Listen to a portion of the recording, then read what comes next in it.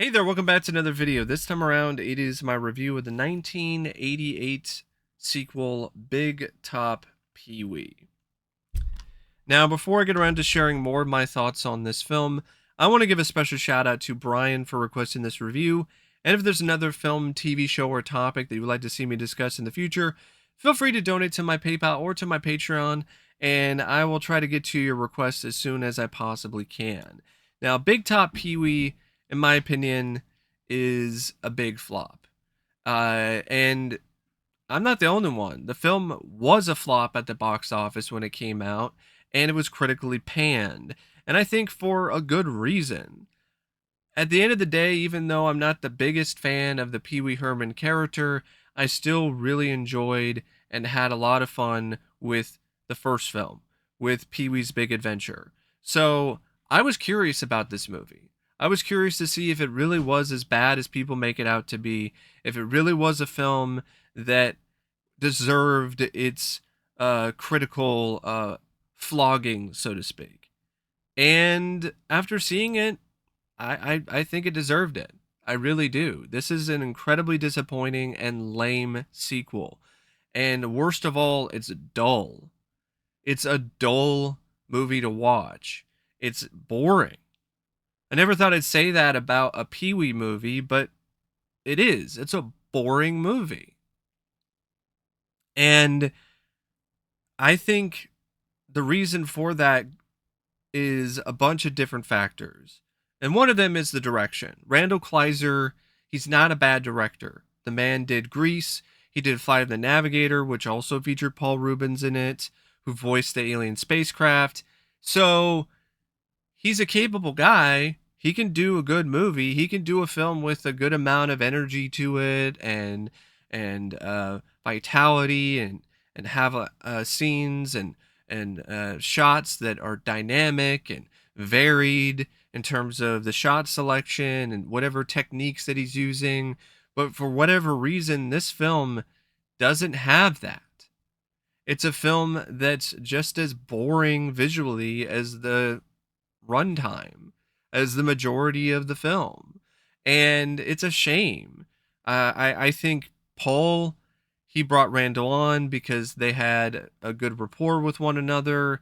They felt like they could work well, and whatever reason it just didn't click when it comes to the final product.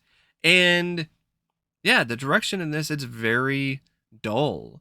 It just lacks a lot of variety in terms of the types of shots.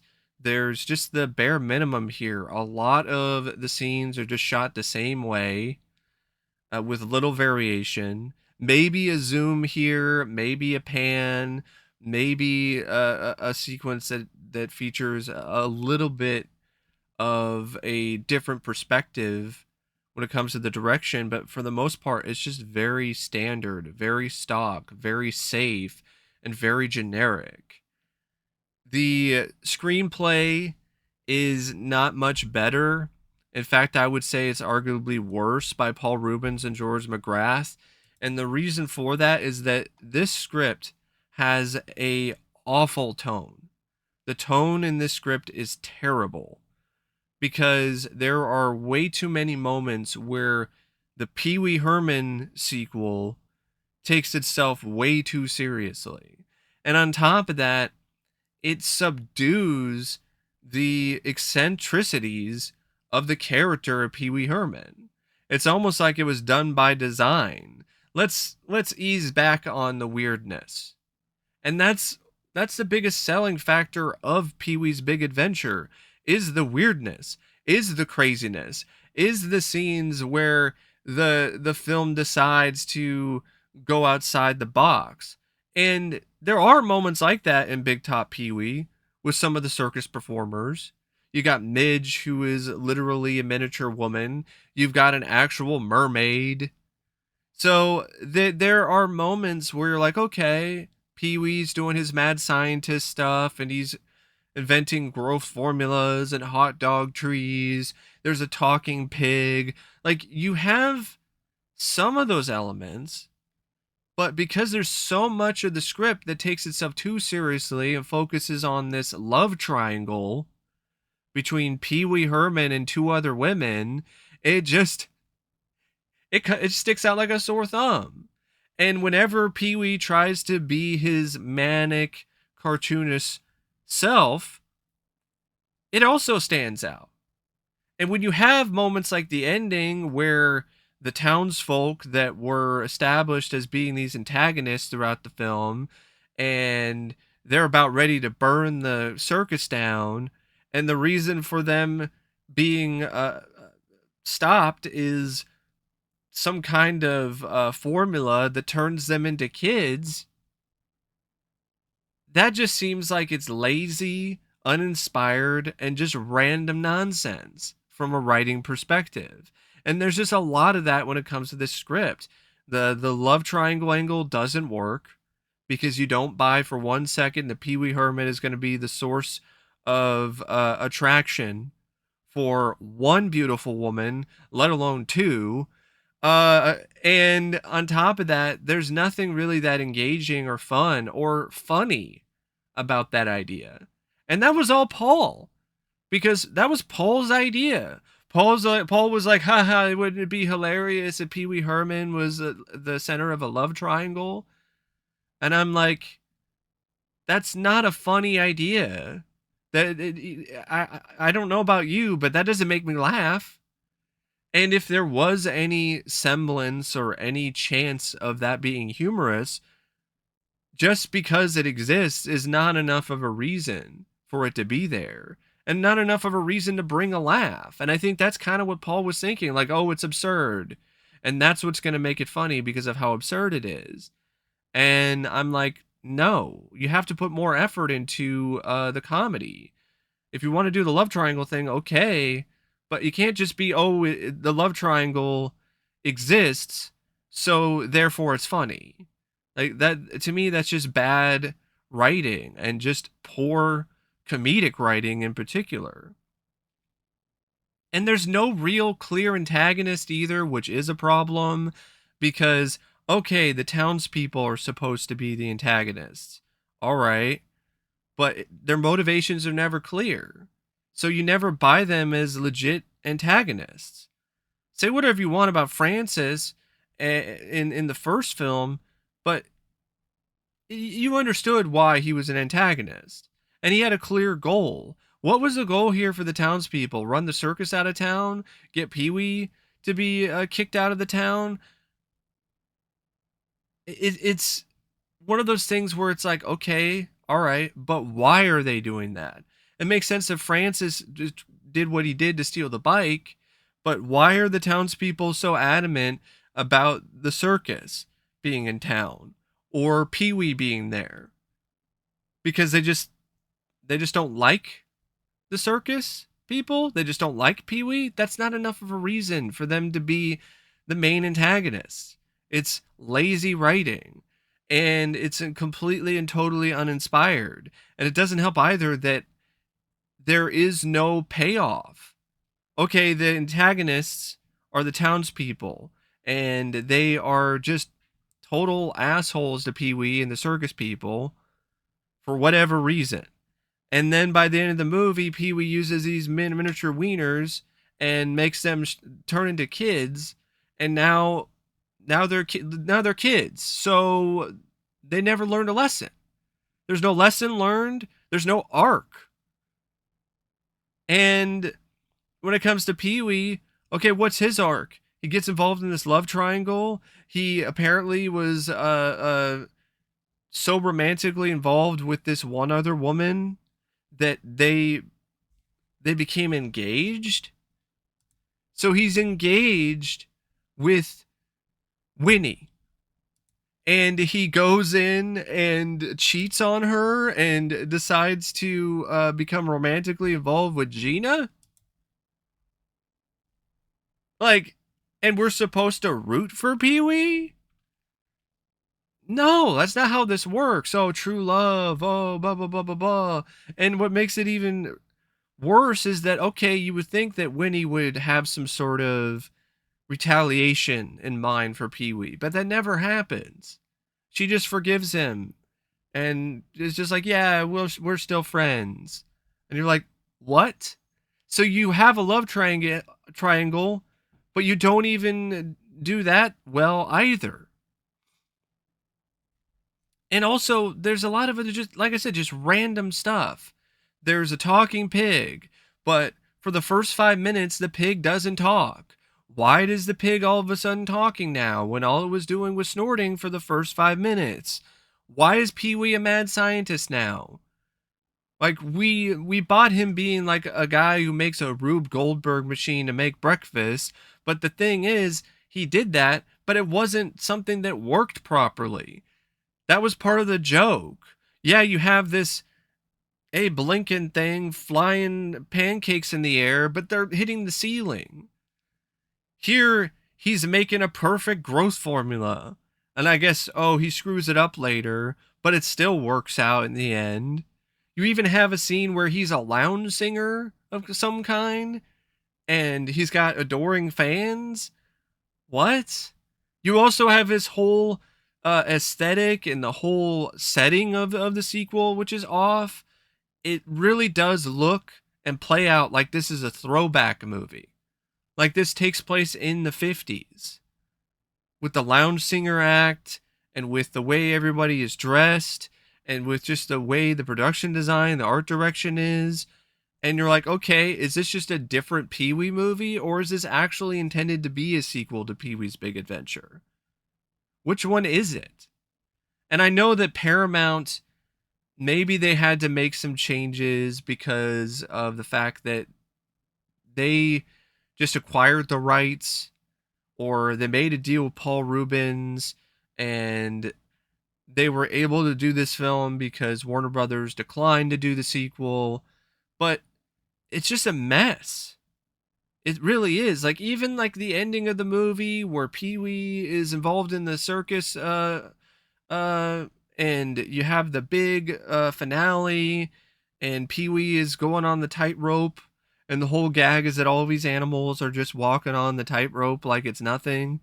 You're like, okay, that's silly, that's absurd, that's out there, but because of how much time you devoted to the love triangle angle or just a generic love story and all these other scenes that are just played straight, like the scene at the shop where Pee-wee just wanted a cheese sandwich and these two old ladies and the guy who runs the shop are just treating him like crap for seemingly no reason, just because, oh, he's a little bit outspoken and he's hungry.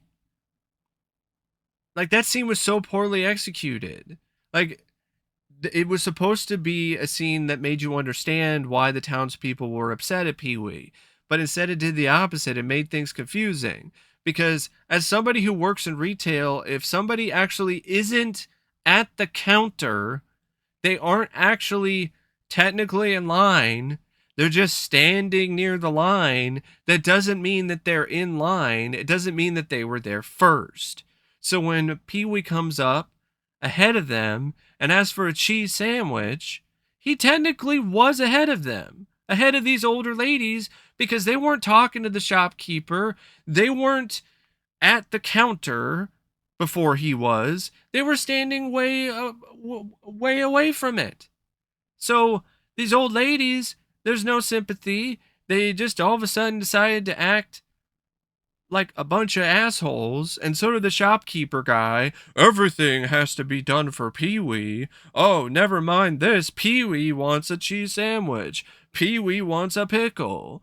And you're like, it doesn't make sense because of the way that it's written and the way that it's executed. And that's just the prime example of why this film doesn't work. Poor execution. It's just a film and an overall concept that is just poorly executed from a writing perspective. And even from the cast, like the cast, it's got some talented performers, got some young up and coming stars in there, like Penelope Ann Miller and Valeria Golino, I think in her film debut. Paul Ruebens is back as Pee-wee, but he's not really playing the role the same as he did in the first film. Even his performance seems like it's uneven at times, because if you look at some of the interviews, Paul has admitted that his heart wasn't completely in this film, and you can honestly see that. I think it's one of those things where he liked the idea of doing another film, but once they started shooting it, and he just realized that things were going awry, and the ideas that he had weren't really going to pan out that well, I think he just kind of started going through the motions. And so you don't have the same energy. And honestly, his performance in this makes me appreciate his performance in the first film more. I'm like, you know what? That could be irritating, and it had moments that would grind my gears, but at least he was having more fun, and at least he was consistent. This wasn't the case here with his performance as Pee-wee.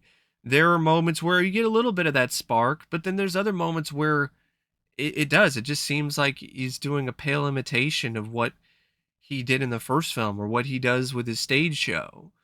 And there's other moments where it just feels like he's deliberately holding back, which doesn't work for Pee-wee as a character.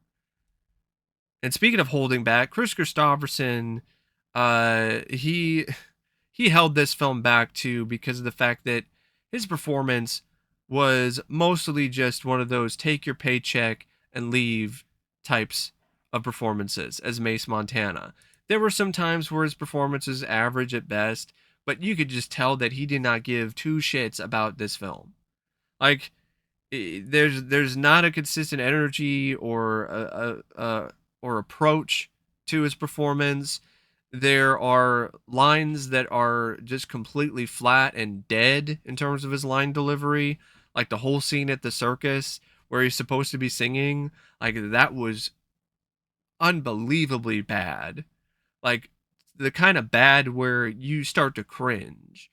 And then you have a scene where he's supposed to talk to the clown guy. I think his name is Snowball, and he clearly says Showball.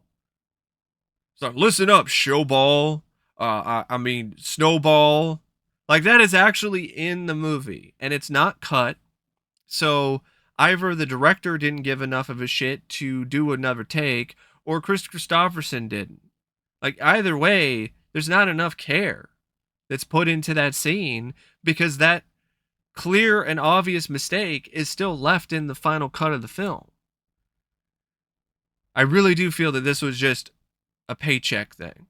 Because if you look at Kris Kristofferson's career and his filmography, this stands out like a sore thumb. You're like, why did he do this movie?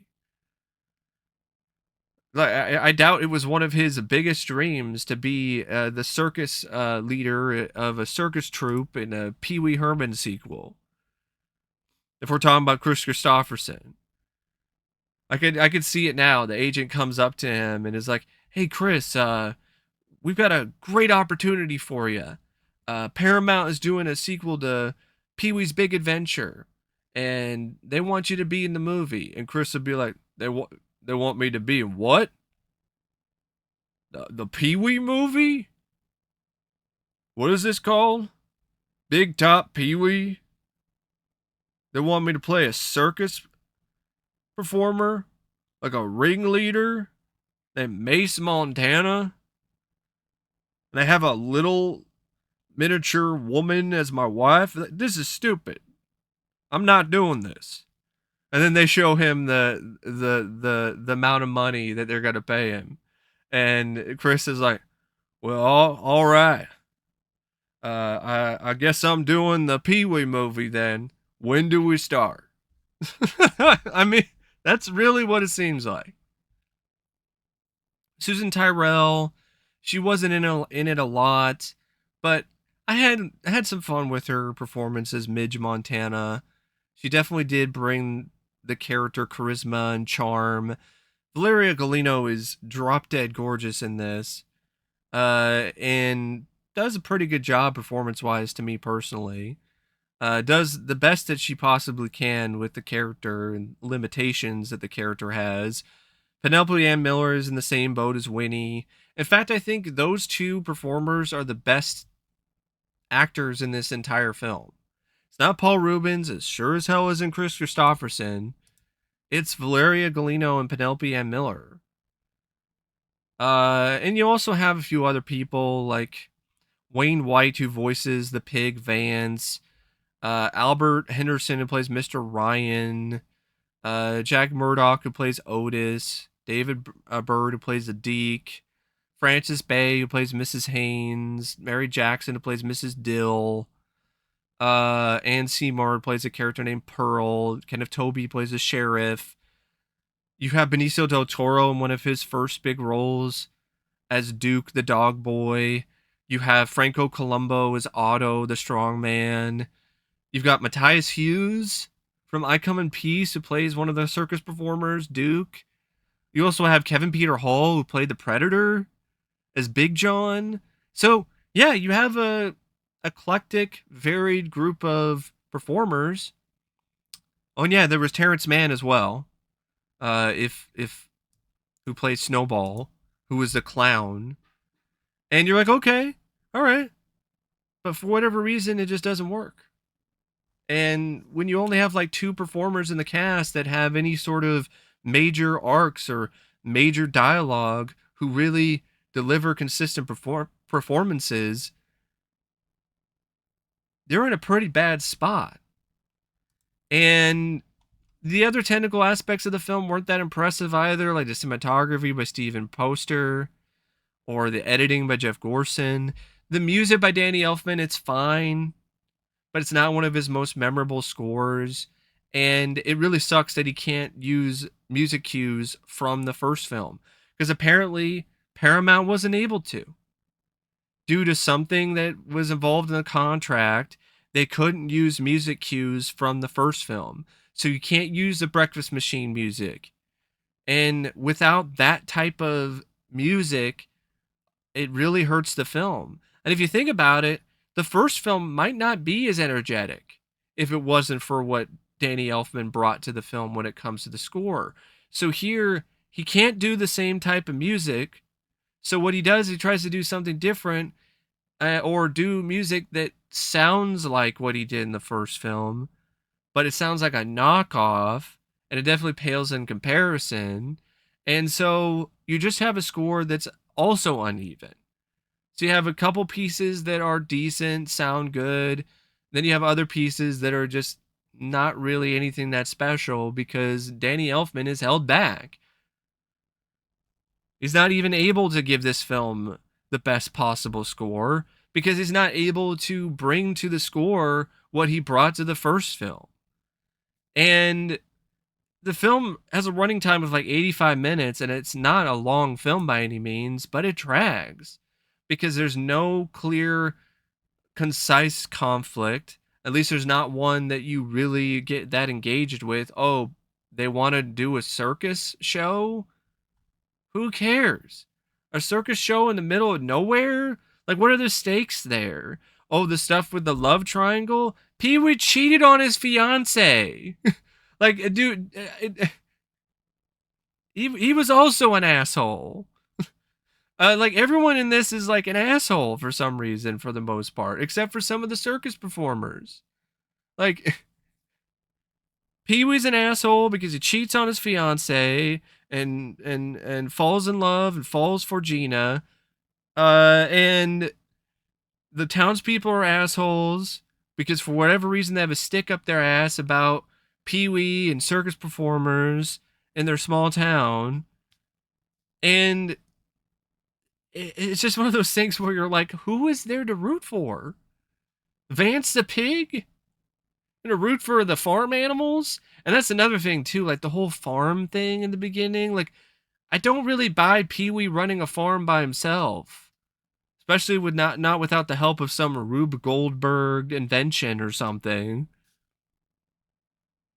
Even that seemed off to me. And that's the thing, it's just everything about this just seems off. Like, it's just a misfire in a lot of different ways. And yeah, it's a big fail. And I know some people are like, well, why isn't this a rant? And honestly, I think I will call it a rant because I don't have a lot of positive things to say about this movie. I didn't care for it. I didn't laugh once, which is a serious problem in a comedy. I didn't like the writing, the performances, other than a couple members of the cast, and just the kind of fun moments of, oh hey, there's Matthias Hughes, or hey, there's Kevin Peter Hall. Uh, really weren't much to write home about, or they weren't necessarily worthy of like the greatest show on earth. And it's just a poor film, a poor sequel.